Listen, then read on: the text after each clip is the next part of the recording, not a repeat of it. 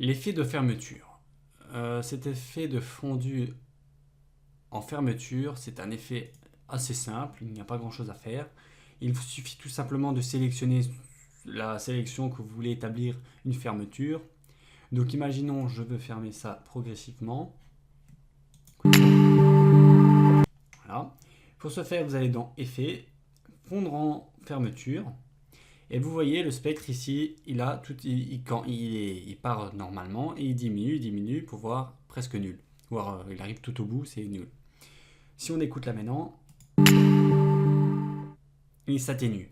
Alors la plupart des studios qui font des montages comme ça, ce qu'ils font c'est qu'ils réappliquent une deuxième fois la fermeture pour l'amplifier. Pour faire cela, vous allez encore dans Effets, vous cliquez dessus, ou alors vous faites directement CTRL R.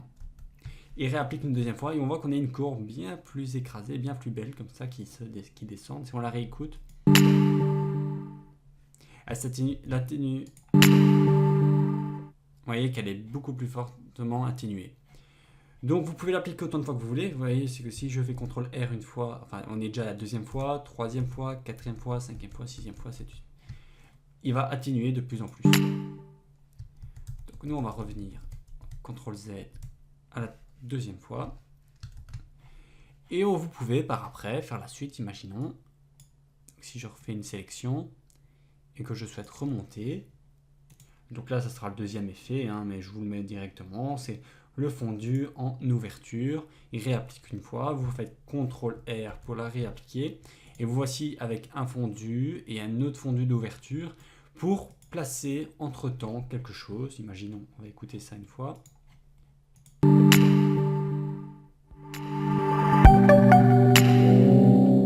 Vous voyez l'effet que ça fait? Donc on se retrouve avec un fondu total, ici on n'entend plus rien, et puis on n'a rien fondu d'ouverture. Donc les fondus sont utiles pour introduire un nouveau type de bande son.